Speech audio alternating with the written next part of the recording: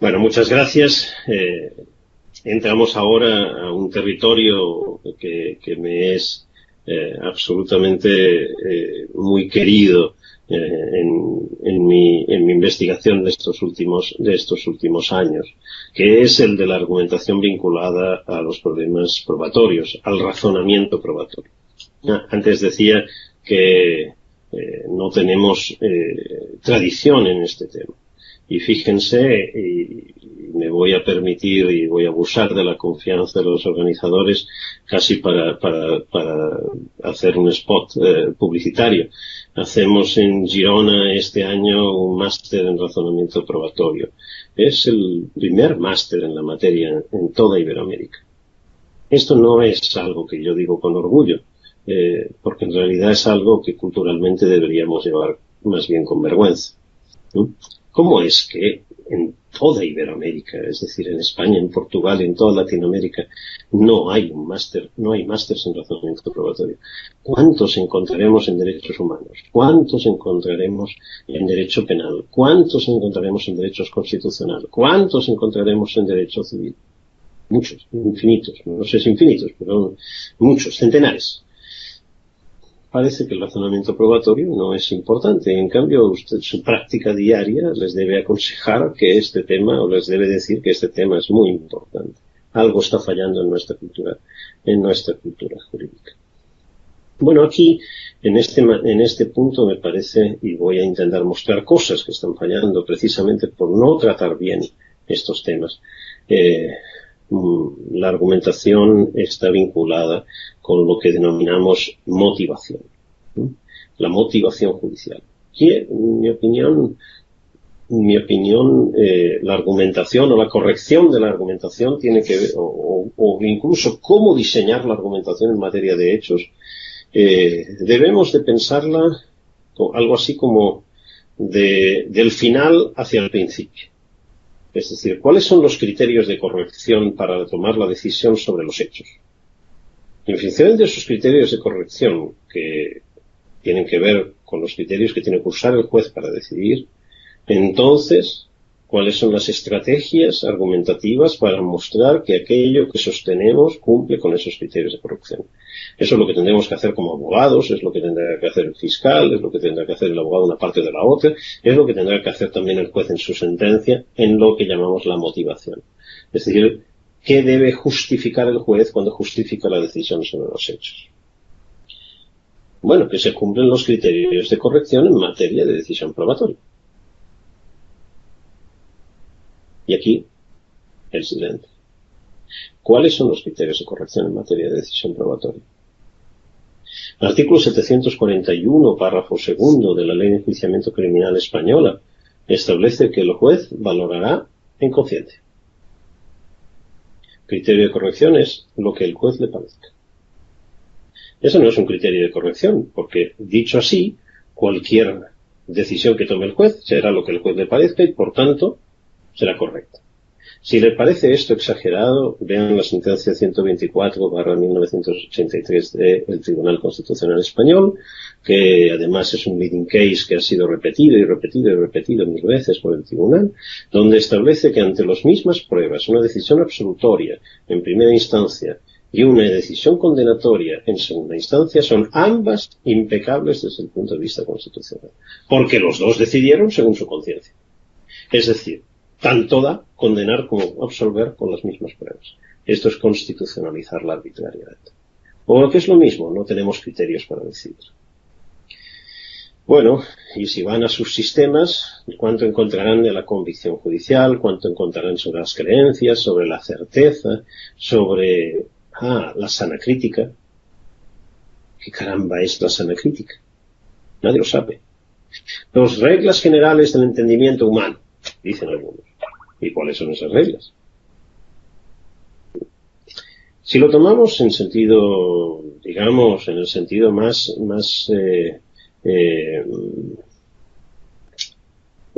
condescendiente o en el sentido menos crítico, uno podría decir, bueno, tiene que ver precisamente con las reglas generales del conocimiento, con las reglas generales de la epistemología. Bueno, pues entonces vayamos a estudiar un poco de epistemología. Y en epistemología, en cualquier disciplina del conocimiento, un elemento fundamental son los estándares de prueba. ¿Cuáles son los criterios que nos establecen el nivel de corroboración que una hipótesis debe alcanzar para poder ser considerada probada? Una hipótesis, para ser probada, no necesariamente debe ser verdadera. Entre otras cosas, porque nunca podemos estar ciertos con certeza absoluta, con certeza racional absoluta. Certezas psicológicas, cada uno tiene las suyas, pero certeza racional absoluta sobre la verdad de una hipótesis no la podemos alcanzar jamás, por muchas y relevantes que sean las pruebas de que dispongamos. Jamás. Entonces el asunto es qué grado de probabilidad hay de que una determinada hipótesis sea verdadera. Bueno, si lo que tenemos es una prueba genética en un caso de paternidad, y una prueba genética de intervivos, con muestras perfectamente bien tomadas y bien conservadas y bien custodiadas del supuesto padre y del supuesto hijo, bueno, el grado de fiabilidad y de probabilidad es muy alto, dicen los genetistas del 99,98%. Es altísimo, seguramente lo más alto que se puede llegar a tener con la ciencia y la tecnología actual. Pero eso quiere decir que hay error en 2 casos de cada 1000. ¿Podemos estar seguros que este no es el caso? No, no podemos estar seguros. Y por tanto nunca podemos tener certezas absolutas de la verdad. Pero es una hipótesis muy probablemente verdadera, con un 99,98% de probabilidad. Bueno, ¿cuál es el grado de probabilidad que debe tener una hipótesis para ser considerada probada? No lo podemos hacer en números, además. No podemos decir, mire, el 99, el 98, el 94, porque la mayoría de pruebas tienen una fiabilidad no numérica. ¿Cómo pudiéramos decir cuál es el grado de fiabilidad de este testigo, del 87,3? No se puede. No se puede hacer esto. Entonces, necesitamos un razonamiento probabilístico, pero de tipo distinto, de probabilidad inductiva, de probabilidad lógica, de probabilidad de probabilidad no matemática. Y necesitamos criterios que sean intersubjetivamente controlables y que no sean criterios de corrección, que sean intersubjetivamente controlables y que indiquen este grado, este umbral de exigencia de corroboración. Una vez tenemos los criterios, a partir de ahí argumentamos. Una estrategia hacia atrás.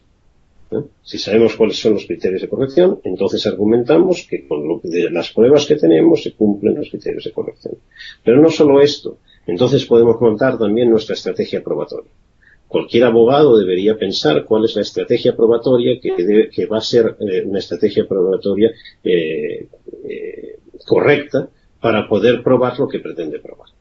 Para ganar este proceso, para aplicar el derecho que pretendo aplicar, ¿cuáles son las condiciones fácticas que deben darse? ¿Cuáles son las pruebas que necesito? ¿Tengo las pruebas que necesito? ¿Cómo las ordeno? ¿Cómo las presento? ¿Y qué inferencias probatorias voy realizando? Es habitual distinguir, y voy terminando con esto, entre la prueba directa y la prueba indirecta. O dicho en otros términos, entre las pruebas y los indicios. Se piensa que las pruebas directas permiten pasar directamente de la prueba al hecho a probar. Mientras que las pruebas indirectas versan sobre otros hechos, de los cuales es posible inferir consecuencias respecto del hecho principal a probar. Como son indirectas, tendrían menor fiabilidad que las pruebas directas. Este es un error importante. Un error muy generalizado, pero muy importante. Un craso error. Lo mejor que se podría hacer con la distinción entre prueba directa e indirecta o entre pruebas e indicios es tirarla a la basura. No usarla nunca más. No sirve para lo que pretende servir. Déjenme que para terminar se lo intente ofrecer con un ejemplo muy simple. Supongamos un caso de violación, un caso penal de violación. La víctima y querellante declara en el proceso como testigo y la declaración de la víctima es contundente. No solo afirma haber sido violada, sino que identifica al acusado como la persona que la violó. Dice también que en los días precedentes y en las horas precedentes al momento de la violación no tuvo relaciones sexuales con nadie más. Ok, también tenemos una una prueba testifical de un médico, que fue el médico que examinó a la víctima en la exploración forense inmediatamente después de la denuncia que presentó, y en esa exploración forense el médico encontró restos de semen en el cuerpo de la víctima. Dado que la víctima nos relató que no había tenido relaciones sexuales con nadie más inmediatamente antes o en las horas inmediatamente precedentes, entonces esos restos de semen que se encontraron pertenecen al violador. Si esto es así, es bastante fácil confirmar la identificación del violador. Es bastante fácil respecto del acusado, es decir, podemos tomar muestras genéticas del acusado y compararlas con las muestras genéticas encontradas en el cuerpo de la víctima. Bueno, se realiza esto. Al genetista, aquí, si se hacen bien las cosas, no hay que decirle nada más, no hay que darle ninguna explicación, ni siquiera debe saber que es un caso de violación. Al genetista se le pregunta simplemente, mire, estas dos muestras, la extraída del cuerpo de la víctima y la muestra tomada del acusado, ¿estas dos muestras pertenecen a la misma persona? Y el genetista nos responde, no. No se corresponden a la misma persona. Ok. Entonces, de que no se corresponden a la misma persona, la prueba pericial genética no versa sobre la violación, versa sobre la identidad, la pertenencia a la misma persona de las dos muestras genéticas aportadas. Pero del hecho de que no pertenezcan a la misma persona las dos muestras aportadas, puede inferirse que entonces el acusado no es el violador. Ok, la declaración de la víctima es prueba directa, versa directamente sobre el hecho principal a probar.